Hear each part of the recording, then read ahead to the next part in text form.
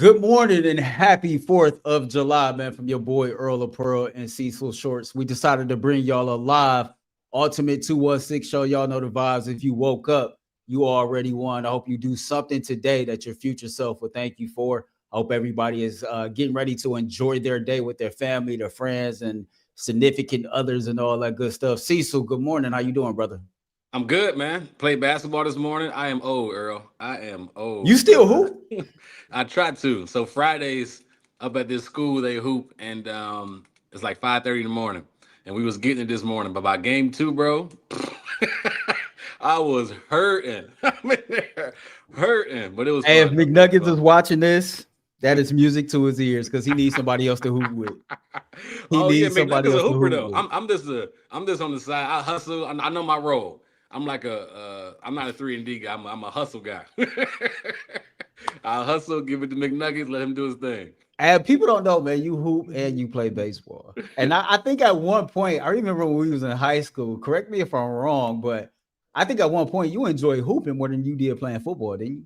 Oh, that was a fact. Yeah, I thought, yeah, that was a fact. I love basketball. And in the city in Cleveland, it was all about hooping. Like Yeah, our Glenville Collinwood games would go crazy. crazy. To the point they Like stopped putting them at night. crazy. Like, man, that atmosphere was unmatched. Unmatched in the city. So yeah, man, I love basketball for a while. And then I just started to fall in love with football a little more and went that route.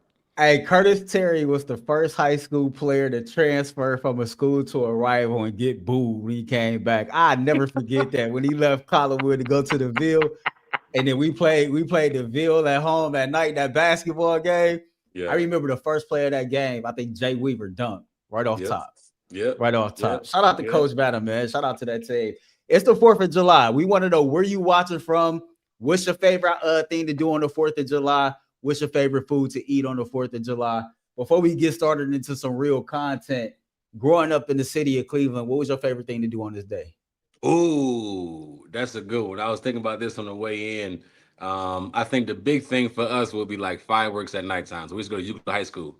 We'll go up to Euclid High School. Everybody be up there. You bring Uno cards. You bring food. You bring frisbees. You playing up until it gets dark, and then at nighttime, then they start shooting the fireworks. So you can see the fireworks from there. But different parks around the city, man. But I think last time my family and I went together, it was Euclid High School. We went up there and it was a lot of fun. And so back in the day, like much younger, and like when I was a kid, maybe teenage years, we had this tradition. Me, my dad, my mom, my brother, rest of the family. We'd pack up the coolers and we'd go cook out at Edgewater and just be Edgewater at the Park. park all day and watch the fireworks off the lake at Lake Erie. Yeah, as the night fall. And you notice people watching, they notice like every hood had the one dude who had the neighborhood fireworks show. So, like, we'd get back home, get back to 148th and Lake Show. And there was a dude that stayed on the other end who used to put on a fireworks display every single year. I'm Yep. talking to like 1, 2 o'clock in the morning. And Yep. so, like, the 4th of July was just always family time. My mother would Yep. always barbecue.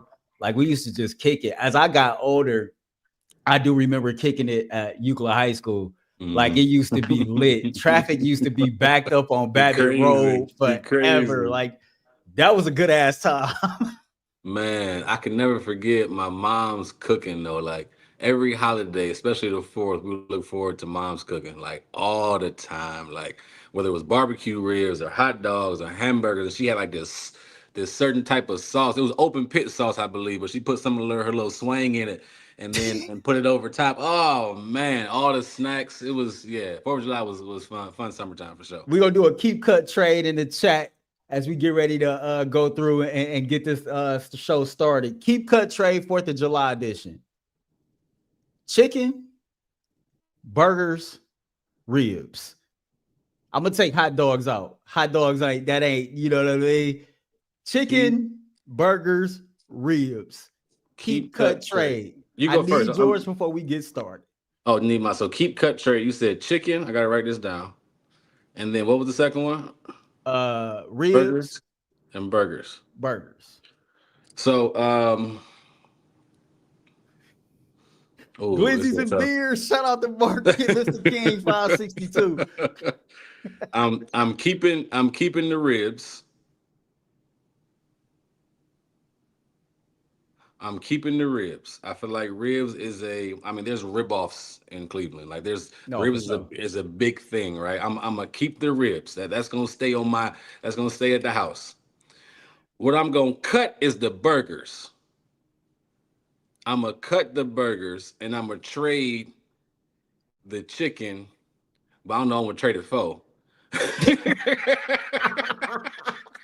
I ain't sure I'm gonna trade it for. I like the chicken. I'm gonna trade the chicken and probably get somebody else chicken in there, but I'm gonna trade the chicken. But chicken and ribs are of the three my favorite. The burgers are cool, Earl, but I think I can cut those out because I'm gonna be good with the ribs, and I might trade the chicken for some. I can get some sides in there because you ain't missing those sides. So I can get some He really coleslaw, thought this out. some potato salad. I can get some pork and beans with the bacon in it. I can get some mac and cheese on the side. I can get some sweets. So I'm gonna trade the chicken to get The chicken got more value than the burger. You feel me? I got you. You feel me? Chicken worth a little more than the burger. So that's what I'm gonna do. I'm gonna go ahead and keep the ribs. You know, I love the ribs. I'm gonna trade the chicken too. I'm gonna go ahead and trade the chicken. No, yeah, I'm gonna trade the chicken and I'm gonna cut the burger, man, because Mr. King said no glizzies is crazy. he said no glizzies on the fourth is crazy. Hey, it is crazy though. A burnt glizzy, a half burnt glizzy is the truth. Bussin'. It's the truth. Bussin'. True. One thing before we get to our first sponsor read, man, they got a question. Shout out to Ian Coleman, who always watch our show. Ian got a question for you. Which experience would you like more? I'm gonna be very honest. Jacksonville, I was there the longest, right? Mm-hmm. I was there 4 years. That's like high school, was like college, whatever. But experience-wise, it's the Texans. Like they have been treating me like family since I got there in 2015. To this day, we are cool with the McNairs, the owners of the team. We are like friends with everybody in the building. Still work there. They're still taking care of me. So I'm just blessed and honored to be that situation worked out perfect. Nothing but love for Jacksonville. Nothing but love. Go back there. I support them. I'm planning on throwing some camps there soon. But the Texans experience has been crazy. It's been a blessing for real. So man, much love to the Houston Texans and the Jacksonville Jaguars, man, for giving my brother, an opportunity to live out his dream. Thanks. We got a heavy show. Former NFL coach Herman Edwards, man, he appeared on a podcast yesterday and he predicted Shedeur Sanders to be the Cleveland Browns opening day starting quarterback. We got to get into Luis Ortiz. Before we get into any of that, Cecil, tell our fans about the Buckeye State Credit Union. Today's episode is brought to you by Buckeye State Credit Union. If you are unfamiliar with them, let me introduce you to the financial friend you didn't know you needed until now. Buckeye State Credit Union is a local brand that offers a wide range of products from checking accounts to home equity lines of credit and auto loans. They have some of the lowest rates around and are committed to serving Northeast Ohio. The Cleveland location is in Shaker Heights, but there are 5 brick-and-mortar locations across the state. Buckeye State Credit Union is here to help make your life easier. They make banking more convenient, always putting the customer first, so you leave feeling cared for, valued, and respected. Connect, simply, and adapt. Those are the core values that make Buckeye State Credit Union the right choice for you. For more information, head to buckeyecu.org. For more information, Buckeye State Credit Union, your money simplified. Shout out to Buckeye State Credit Union. Y'all do me a favor, man. Smash that like button again. We want to know the keep cut trade. We want to know where you watching from. So we start with Guardian starting pitcher Luis Ortiz, who was scratched from his start yesterday after the news broke that he was under investigation from Major League Baseball after suspicious prop bet activity related to first pitches in 2 games. He's been placed on paid administrative leave. No suspension as of yet, but man, his integrity has damn sure been compromised. Zach Meisel of The Athletic, Bulls co-host on the Ultimate Guardian show, put out an article about 12 hours ago, Cecil. I'll just read the first two paragraphs and we go from there. 2 pitches according to ESPN. It's not just the pitches, though. It's the unusual betting activity tied to them. Bets placed on whether the pitches will be balls or hit by pitches. They were flagged by a betting integrity firm referred to sportsbooks operators. The first instance being examined came in the second inning of a June 15th game against the Seattle Mariners.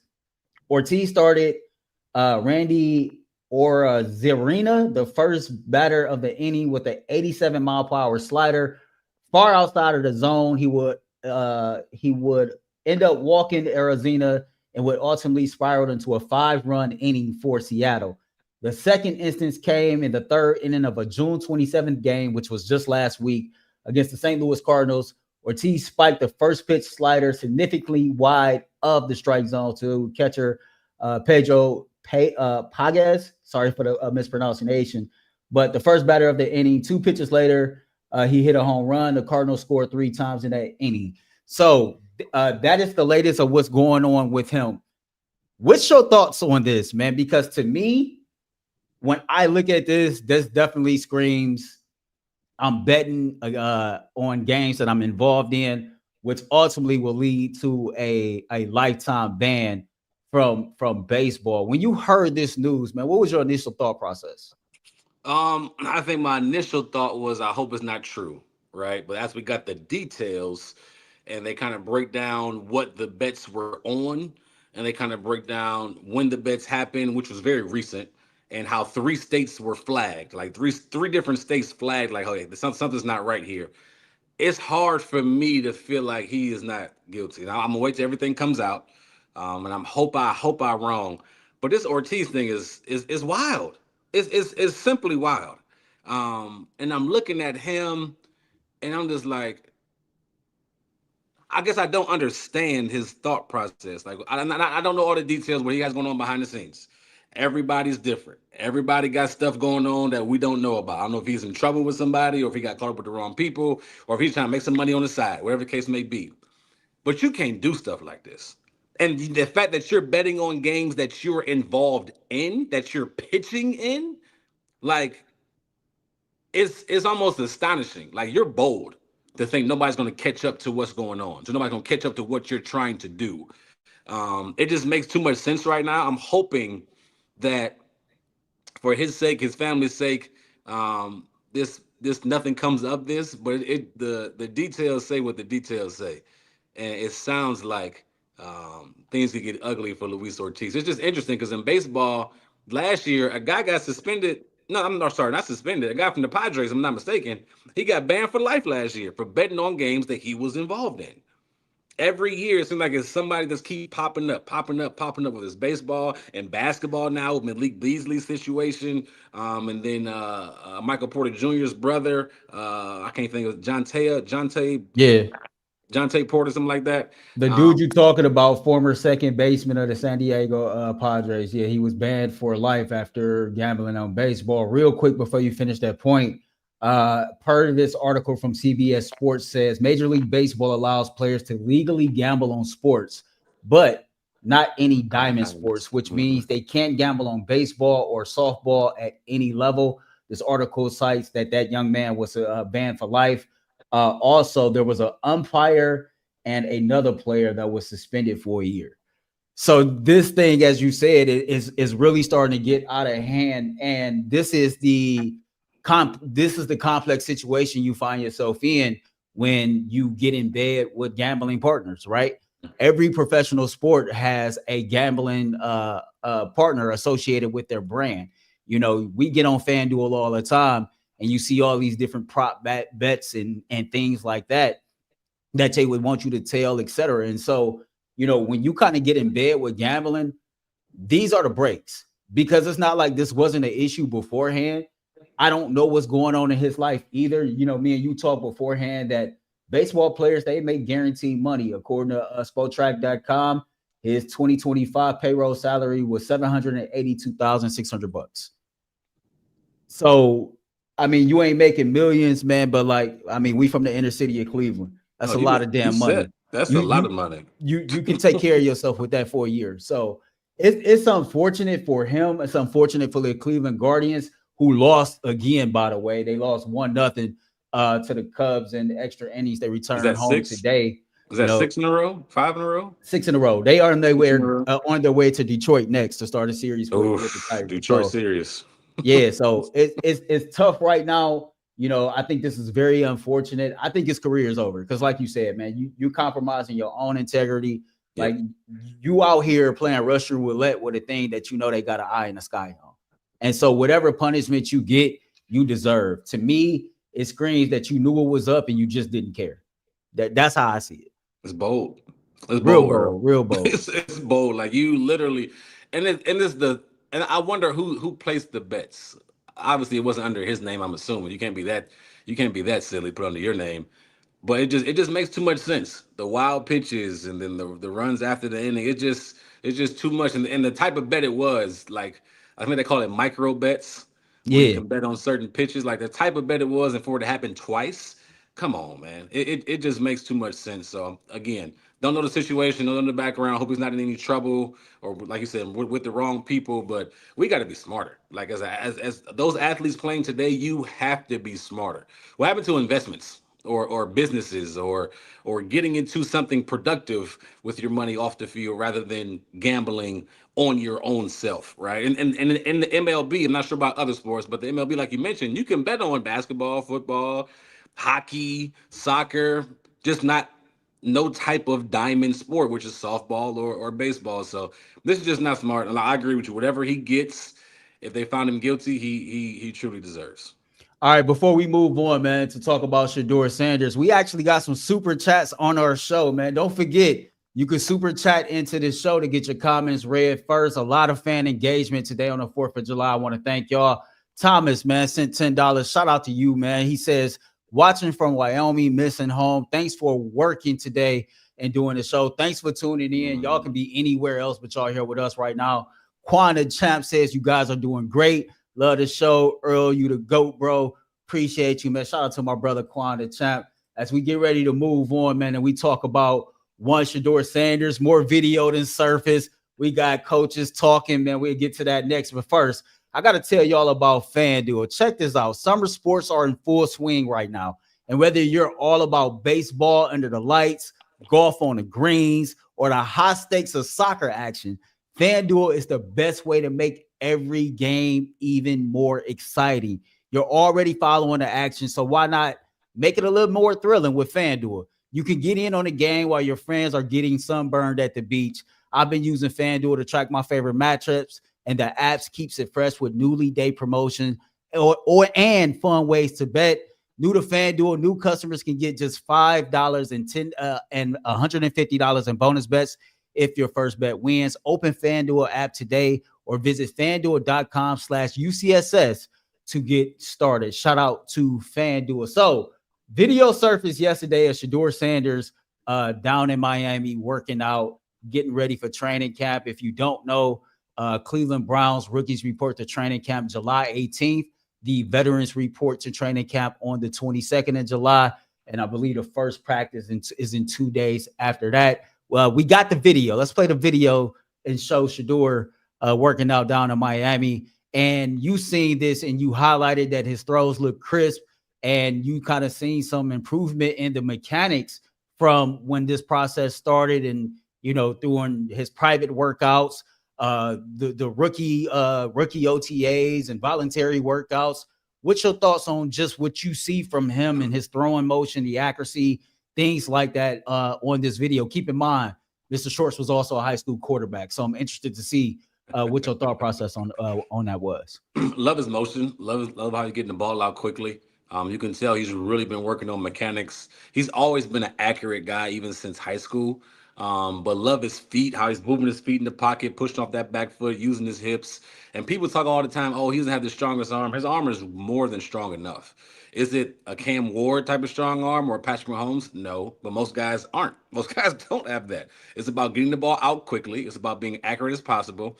And if you do have a deep ball, it's about letting the ball go on time so that the route and the ball match where you're supposed to be at, right? But he looks phenomenal. But to me, it's not even about him looking good. It's about him getting the opportunities.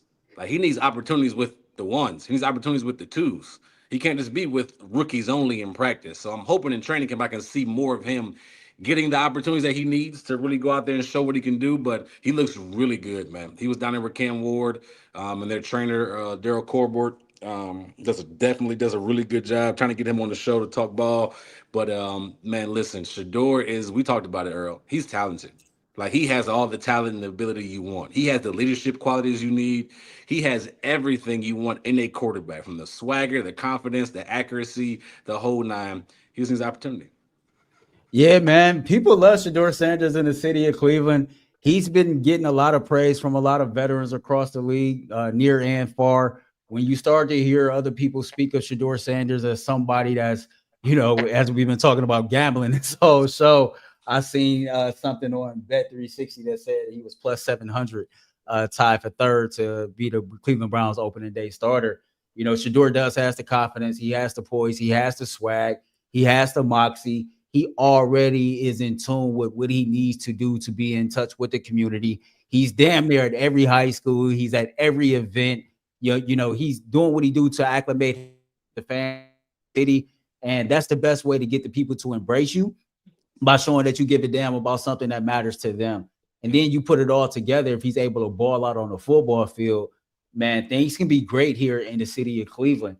Former NFL coach Herman Edwards was on this podcast called the Coach JB Show yesterday, and he was asked about one Shedeur Sanders, about what he thought about Shedeur having the opportunity to win the Cleveland Browns starting quarterback job. And this is what he had to say. Check this out. Shedeur Sanders, are you high on him? Higher than I am? Why did he drop? What do you expect from him going forward? Well, I think he's going to win the job. I've known him since a little kid. All right, I know Dion, and I think the Dion factor, that bravado, that's why teams kind of went, we don't want this, right? Call it like it is. They didn't want that, but I didn't think he would drop that far.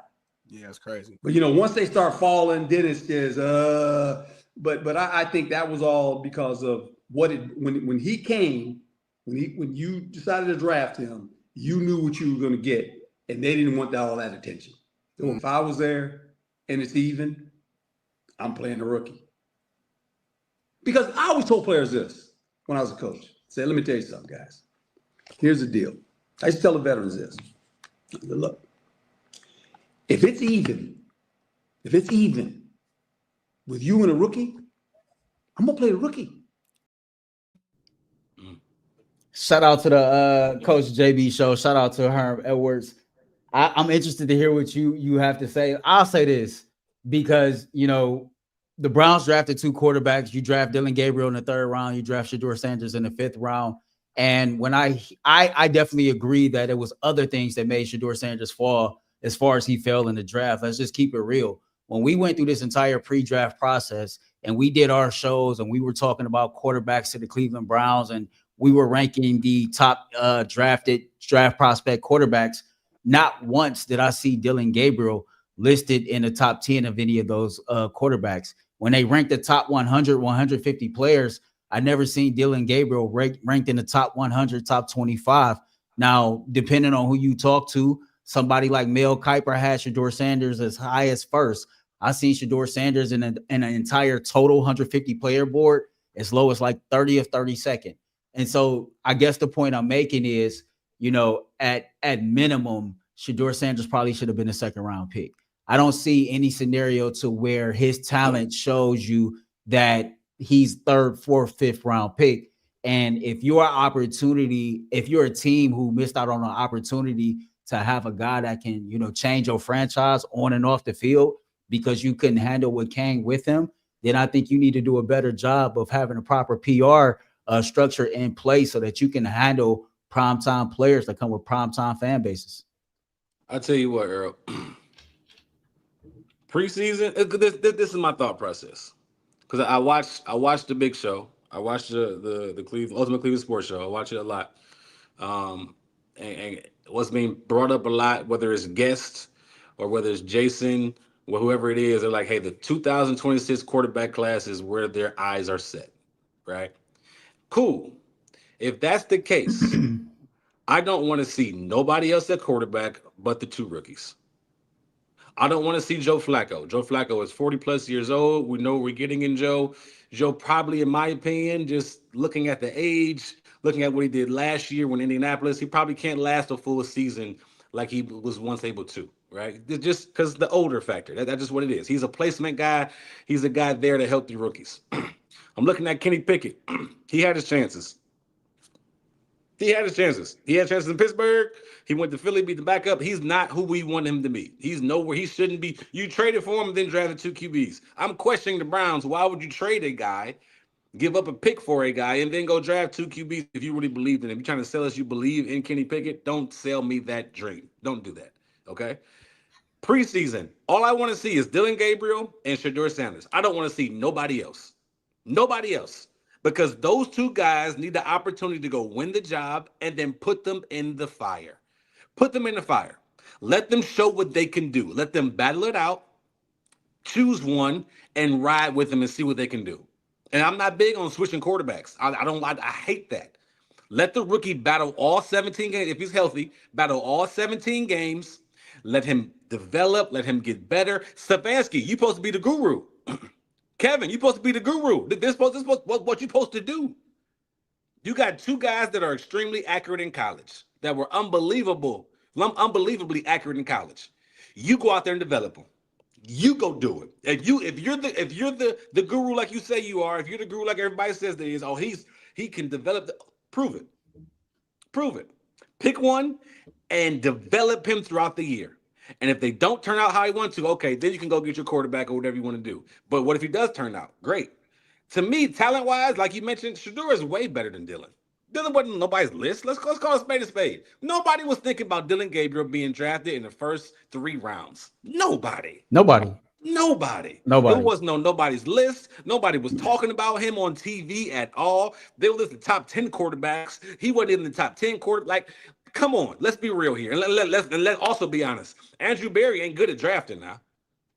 Andrew Berry ain't good at drafting. Let's call a spade a spade. He ain't good at drafting, and they ain't good at developing. So now, to me, like, again, this goes back to it. Who says their job is safe? Yeah. Who says their job and you said that Wednesday. You said you calling BS on that. And come on, man. As I hear you speak, because I was of the president, you go into the season as Joe Flacco as your starter, because we played the clip. You owe it to this fan base. You owe it to the veterans on the roster to do what you can to win as many games as possible. But like, who's to say that can't be Shedeur Sanders, right? Or even Dylan Gabriel if it came down to it. Because to your point, if everybody is saying the Cleveland Browns is focused on the 2026 quarterback class to fix their quarterback problem, well, you got to have a real plan in place for the quarterbacks that you have on this roster now. Because one of these dudes really might be him, and you might not have to draft a quarterback when one of those 2 first-round picks. But you won't know that unless you get enough of a sample size of those guys. I believe that Shedeur Sanders can start. I believe that Shedeur Sanders can have a quality rookie season to make the Browns second guess taking a quarterback in 2026 with one of those first picks. I truly believe that. I think he had, like we talked about, you got the moxie, you got the IQ, you got the swag, you got the self-confidence. You seem to be at a level to where when you put that helmet on and you put them pads on and you step out there on that football field, you know exactly where the ball needs to go. You know exactly what you're doing. And even in the sense of Dylan Gabriel, I've heard about how intelligent he is, his IQ. We both know they're super accurate, right? And when you go through some of the comments on our social media page of the show, people will say, okay, great. The Cleveland Browns drafted a future quarterback coach in the 3rd round. And so it goes back to show like, yeah, quality quarterback to have on this roster, but you probably overdrafted this dude. If you was that in love with Dylan Gabriel, you probably still have the opportunity to get him later. And so knowing that, you know, the Cleveland Browns don't have that strong draft track record, knowing that this season is pivotal, no matter how they want to slice it, because there is a lot of attraction towards this job next year, right? And so it'd be interesting to see how that part of it, you know, plays itself out, man. But you found somebody in Shedeur Sanders, man, and I think honestly you need to embrace that and see what it can be, because this dude got a chip on his shoulder and he trying to go out here and show the haters, man, y'all got this wrong. Y'all got this all the way wrong. If you say one of the rookies are the guy, then you're in great position to continue to build your team with two first round draft picks next year. Now your team is attractive. You got a young rookie guy, a rookie quarterback that can play. You got a two young rookie running backs that I'm assuming are going to have a really good year. Like, you have something to build on and sell to free agents. You got something to build on and sell to more rookies coming in and we're developing. Like, you can really change the narrative of what's going on. Not to mention, like you mentioned on Wednesday's show, on 2020, whatever, you got a whole new stadium coming in Brook Park. Like, so there's a lot of excitement that can happen. Now, I'm going to say this, Earl. The worst thing you could do for a quarterback, the worst thing you could do is somebody, I don't care who it is, if it's Kenny, if it's Joe, if it's one of the rookies, is to start him week 1 and then bench him week 3. And then put him back in week 5, and then you bench him week 7. Pick your guy, fair competition, and let him ride it. Just ride it out. Just ride it out. Let him develop. Because if you don't do that, right? Now, I've been a part of organizations that they would put a quarterback in, and then they didn't like him, put him out, and they switched him in the game, and then we go back and forth all year long. And the quarterback never felt comfortable, always looking over his shoulder. If he made a mistake or a bad read or a mess up, he was like, dang, they're going to pull me out. He just wasn't confident. Make your young guys compete for the job. Pick one, and you freaking ride it out, period. That's just what it is. And we got another super chat. Will said, imagine Sanders is him. Think what we can do to reload the team with 2 first-rounders rather than possibly swinging and missing on another quarterback. Yeah, that's facts. Shout out to you for the super chat as well. Hey, that's facts right there, right? Because we keep talking about it. You better take this year seriously. Like, you can't punt on this season to prepare yourself for next year. Like, that ain't gonna fly in this city. And I'm gonna go back and I'm gonna play that clip again. We had Warren Sharp on our show a couple days ago. He made this statement. This was my rebuttal. I want y'all opinion in the chats if you didn't see the show on Wednesday. I think that your main number one priority this year is not winning games. It's figuring out if you have a franchise quarterback on your roster. And if not, you need to lose as many games as possible this year so that you can ensure that you're going to draft that franchise quarterback at the top of the 2026 NFL draft. I kind of got to push back on what you're saying. Even though I hear you want to put yourself in the best position possible to draft one of the, best projected quarterbacks in 2026. But I think a lot has to go right, for you to be in that spot. And there's no guarantee that any of those guys will be as good as projected to be. And I think one of the things that's going on here in the city of Cleveland is fans are pissed off. As you talked about with the Deshaun Watson contract, we all know everything that was going on around Deshaun Watson. You trade for him, you sign him to a guaranteed deal. We get no return on investment as fans, right? Then you go to the Nick Chubb situation, beloved fan favorite. He doesn't get the opportunity to leave Cleveland on his own accord. You think about last season, how the expectations were set so high and we underperformed so much that it quite frankly pissed everybody off. The point I'm making is I'm a Browns fan. I know these Browns fans pretty well. It is going to be very, very hard to sell us on a plan for 2026. It's hard for Browns fans to hear, like, you should lose as many games as you possibly can this year, because things have been so bad that this franchise owe it to this fan base to go out here and at least try to win. I thought it was a contradiction.